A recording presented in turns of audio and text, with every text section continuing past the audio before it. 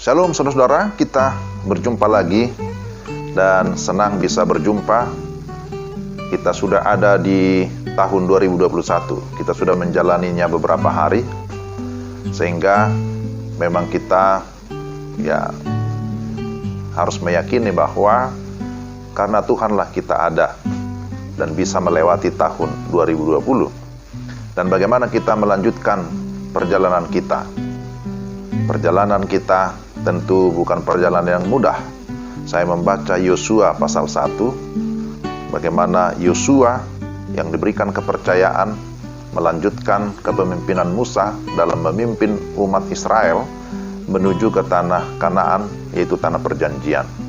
Sebuah perjalanan panjang yang syarat dengan tantangan, bukan hal yang mudah, tetapi akhirnya Alkitab menyatakan bahwa Yosua berhasil memimpin umat Tuhan sampai ke tujuan, yaitu ke tanah Kanaan. Apa sih yang merupakan rahasia keberhasilan Yosua di dalam perjalanan? Saya membagikan beberapa hal di sini. Kunci keberhasilan perjalanan. Pertama, bahwa di sini disebutkan Yosua pasal 1 harus ada keberanian melangkah.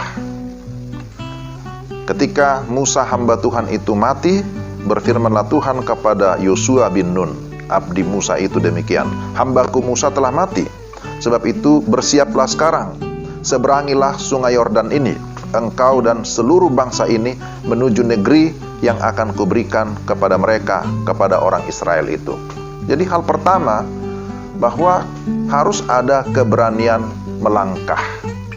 Untuk kita bisa sampai kepada satu tujuan, memang harus dimulai dari langkah pertama, betul ya?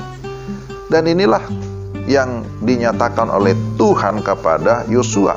Seberangilah sungai Yordan ini. Mereka tidak akan mungkin bisa menyeberang kalau tidak ada keberanian melangkah. Tapi mereka melangkah, tidak sembarang melangkah tentunya. Inilah yang disebutkan sebagai langkah iman. Saudara, kita akan menjalani tahun ini harus dengan iman.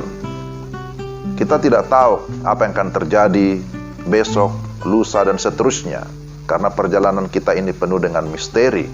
Tapi ketika kita memiliki iman kepada Tuhan, kita memiliki keyakinan bahwa kita akan bisa sampai ke tujuan melewati perjalanan sekalipun ada tingkat-tingkat kesulitan. Nah, ini hal yang pertama, butuh keberanian untuk melangkah dengan iman.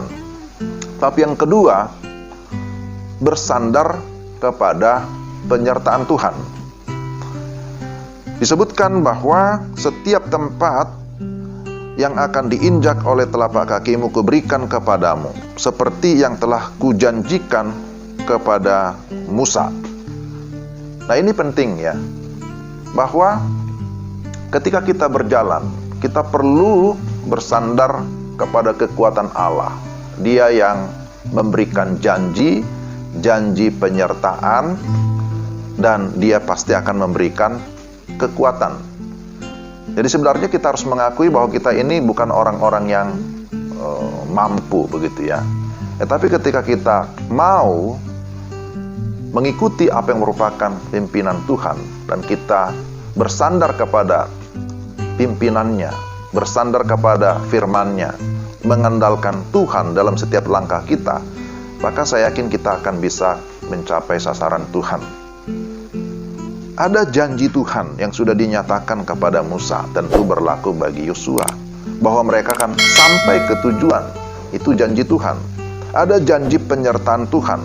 Jadi sudah ada referensi, sebagaimana Tuhan yang sudah menyertai Musa, demikian juga Tuhan pasti menyertai Yosua.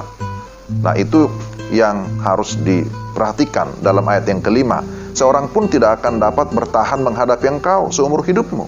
Seperti aku menyertai Musa, demikianlah aku akan menyertai engkau. Aku tidak akan membiarkan engkau dan tidak akan meninggalkan engkau. Saudara, janji Tuhan berlaku bukan hanya bagi Musa, bagi Yosua, tetapi bagi semua orang yang bersandar kepada Tuhan. Amin. Saya percaya bahwa Tuhan menyertai saudara dan saya. Kita baru saja merayakan Natal dengan tema Immanuel, bahwa penyertaan Tuhan itu sempurna. Penyertaan Tuhan itu berlaku bagi orang-orang yang sungguh-sungguh bersandar kepadanya. Tapi yang ketiga, saudara, butuh komitmen di dalam perjalanan ataupun di dalam pelayanan, di dalam setiap kepercayaan yang Tuhan berikan. Tuhan berkata, kuatkan dan teguhkanlah hatimu. 3 kali dia berkata, kuatkan dan teguhkanlah hatimu. Kamu harus meneguhkan, menguatkan hatimu. Tetapi kemudian bagaimana supaya dia bisa memiliki komitmen? Tentu harus diikuti atau disertai dengan ada hubungan yang baik dengan Tuhan, tentu yang pertama ya. Di sini disebutkan, kamu jangan menyimpang ke kiri dan ke kanan. Ada komitmen, kamu harus tetap menuruti hukum yang Tuhan berikan. Ini bicara tentang firman Tuhan, komitmen kepada Tuhan, komitmen untuk tetap setia, menaati segala perintah, segala firman Tuhan. Komitmen untuk melakukan apa yang Tuhan perintahkan. Dan kalau kita memiliki komitmen, saya kira kita akan bisa mencapai apa yang merupakan kehendak Tuhan, sasaran Tuhan. Dan tidak ada keberhasilan tanpa sebuah komitmen. Itu berlaku di dalam setiap aspek kehidupan kita. Jadi saudara, mari kita menjalani tahun ini dengan sebuah komitmen ya, bahwa Tuhan akan memimpin, bahwa kita akan bisa mencapai keberhasilan. Memang kadang perjalanan itu bisa terasa susah, ada lika-likunya, ada banyak tantangan.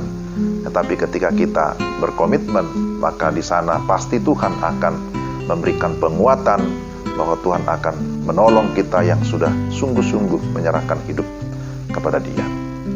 Ya, saya kira ini hal yang ingin saya sampaikan, supaya bukan hanya saudara, tapi saya juga ya, membutuhkan firman Tuhan yang akan menuntun langkah saya, perjalanan saya di dalam mengiring Tuhan untuk menggenapi tujuannya. Kerinduan saya adalah supaya saudara dan saya, kita dipakai Tuhan menjadi hamba-hambanya, menjadi alatnya untuk tetap setia ya, untuk memberitakan firman-Nya, untuk melakukan apa yang Tuhan percayakan kepada setiap kita masing-masing.